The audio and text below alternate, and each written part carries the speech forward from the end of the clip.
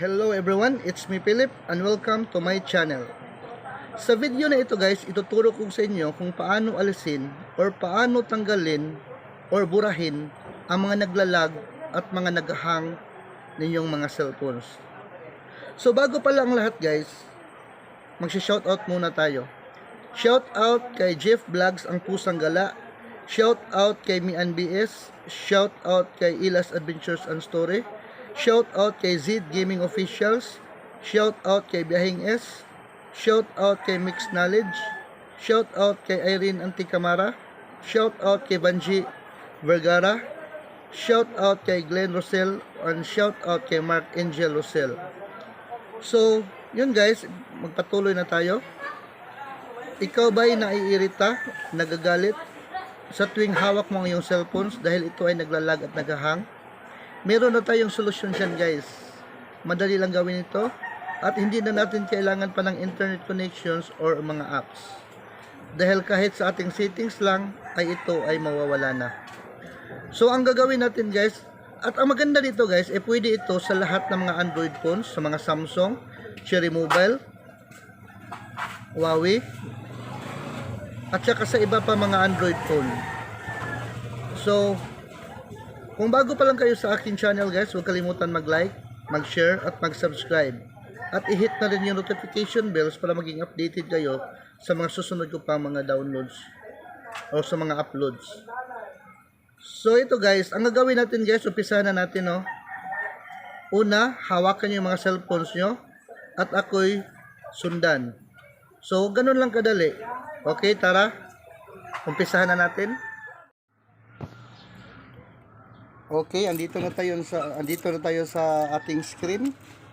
Umpisahan na natin, guys. Ang una natin gagawin, guys, is dahil hindi na natin kailangan ng internet connection at saka yung mga app.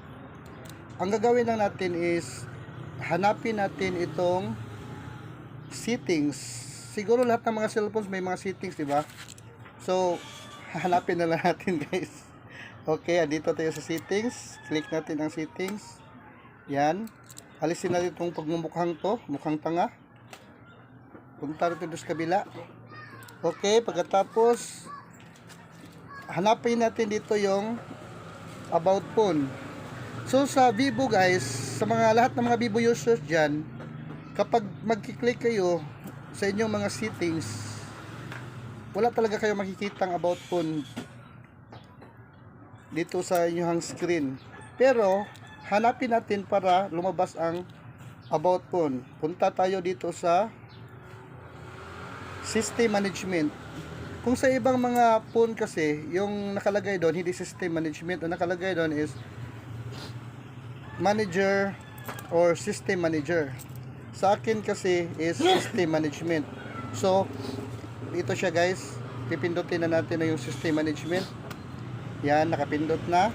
So, lumabas na siya guys. Nasa unahan siya. Ang about phone. Ang gagawin natin is i-click din natin itong about phone. I-click natin itong about phone. Yan. So, andito na tayo sa model number, Vivo RAM, Android version, processor, RAM, phone storage, EMI1 or EMI2, Android security, CPU, real-time data, hardware version number, software version. Itong software version guys, ito yung pipindutin natin ng 3 beses para ma-notify natin kung ready na siya. Okay, 1, 2, 3. Yan. Meron na to, no need, you are already a developer. So, scroll natin guys, scroll natin pababa. Wala tayong nakikitang developer dito. So, mag-back tayo. Hanapin natin ang developer. Yan, nasa na tayo, scroll tayo ng konti. Ayan, andito ang developer, nasa panghuli siya guys. So, i-tap natin to, i-click na natin developer, yan. Pagkatapos natin i-tap yung developer na yan, aalisin natin itong pagmumukhang to, yung mukhang tanga. Punta to dito sa gilid, yan. Naka-on na yan siya, automatic. Dati kasi, naka-off yan guys, naka-off yan dati. Yan, naka-off yan. Yan ang itsura pag naka-off siya. Ino-on ko. Pagkatapos kong ma-on, okay. Pagkatapos natin dito guys, mag-scroll tayo pababa. hanapin naman natin itong si window. Si window is hahanapin natin. Nasaan na si window? Yan, nasaan na si window? Hanapin natin si window. At, okay, ito. Ito si window animation skill. I-click mo to. Yan. Tapos, gawin mo siyang off. Yan, naka-off na. Ito naman si transition animation skill. Click din. Gawin mong animation off. Animator duration skill. Click mo rin. Tapos, animation off. Yan. Pagkatapos dyan, scroll mo pababa. Dito mo naman sa background process limit. I-click mo tong background process limit. Ayun. Ganun lang kadali guys. Ito na siya. No background process, ipindutin mo. Yan. Ganun lang kadali. So, parang parang mabilis na yung phone ko. Hindi na siya naglalag. Yan. Okay, balik tayo dito sa ating menu. Tap natin itong menu natin guys. Yan. Try natin ha. Andito na tayo sa menu. Try natin i-click itong photos ko kung naglalag pa ba siya o hindi.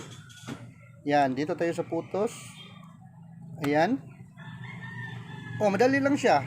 Sobrang dali lang niya guys. Hindi na siya naglalag. Hindi na siya naghahang. Punta tayo sa iba. Dito naman tayo sa ating dito tayo sa YouTube or Facebook. Ay, Messenger na lang, Messenger. Okay, dito tayo sa Messenger. Oh, madali lang talaga siya. So, guys, hanggang dito na lang.